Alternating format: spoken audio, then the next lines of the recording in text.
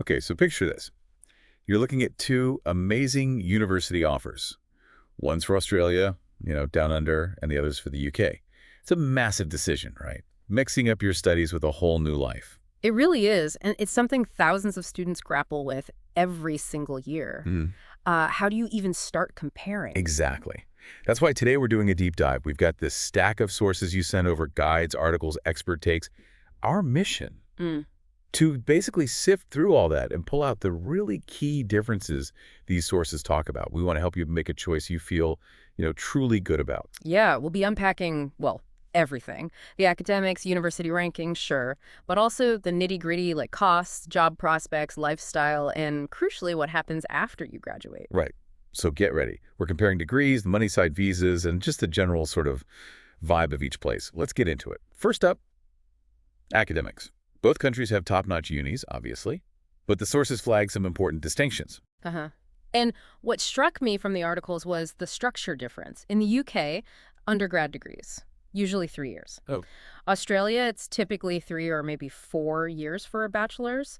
The sources highlighted this because it impacts, how long you study and maybe how quickly you see a return on that investment. That makes sense. And speaking of investment, let's talk cash, tuition, living costs. These are huge factors. What did the sources say about the financial side? Well, they showed quite a range, actually, in both places. UK tuition for international students, it could be anywhere from, say, £10,000 up to maybe £38,000 a year. Depends on the uni and the course. And Australia. Pretty similar bracket, AUD 22,000 to around AUD 45,000. So comparable, but you need to check specifics. And then living costs on top of that. Several sources mention London being, well, famously pricey, maybe £1,000 to £1,500 a month needed. Yeah, that sounds about right based on the guides. Australia, maybe AUD 1,400 to AUD 2,500. But the sources did note it varies more there. Big city versus a regional town makes a difference. Some guides pointed to regional areas as a way to save money. And both countries do have scholarships, things like Chevening or Commonwealth in the UK, Australia awards. Worth looking into. Definitely. Okay, now let's shift to working, both while you study and, this is critical, after you graduate. This seemed to be where the sources showed some really significant differences, especially for long-term plans. This is super important for a lot of students, yeah. While studying, UK rules generally allow up to 20 hours a week during term time. Okay. Australia is a bit more flexible. The guides mention 48 hours per fortnight during term. Both usually let you work full-time during breaks, though. But here's the really interesting part, and lots of the expert opinions we read hammered this home. Post-study work visas. Yes. The UK's graduate route generally gives you 2 years after your degree to stay and work. 2 years, okay. Whereas Australia's temporary graduate visa, it can offer up to 4 years. Depends on your qualification, where you studied. Several sources explicitly flagged this longer period in Australia, said it's a major pull for students wanting solid international work experience, or even thinking about, permanent residency PR down the line. Wow, okay.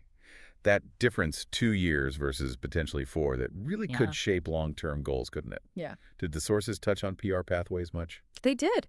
Getting permanent residency in the UK was generally described as pretty competitive, challenging. Yeah, right. Australia, meanwhile, uses a points-based system.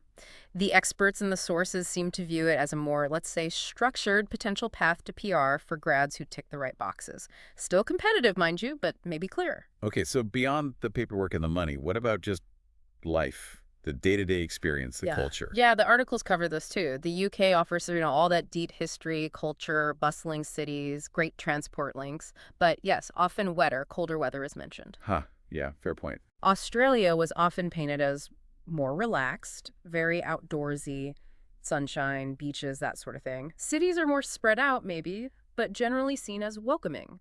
Some sources specifically mention a friendly vibe towards students from Asia, for example. Interesting. And careers link back to what each country is known for, right?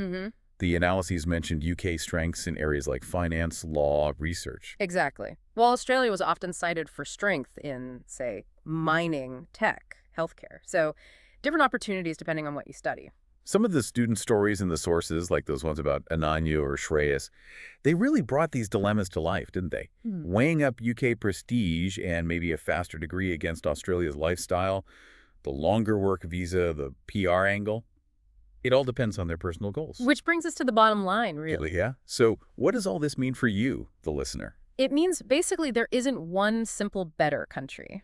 Comparing Australia and the UK for uni, it totally absolutely depends on your priorities. Right. You've got to line things up, your academic goals, the lifestyle you're after, your career plans, and yeah, whether migration is part of your long-term thinking.